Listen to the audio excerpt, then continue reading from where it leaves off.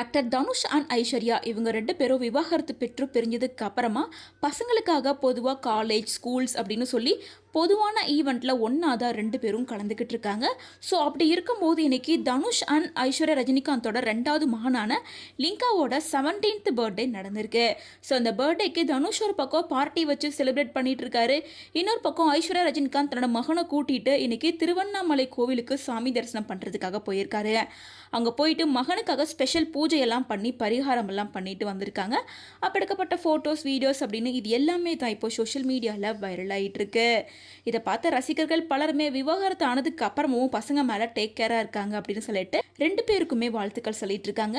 தனுஷ் தன்னோட முக்கியமான எல்லா ஈவெண்ட்டுக்கும் மகன்களோட தான் போவாங்க. அதே மாதிரி ஐஸ்வர்யா ரஜினிகாந்த் கூடவும் மகன்கள் எல்லா டைம்லையும் கூட இருந்துட்டு தான் இருக்காங்க.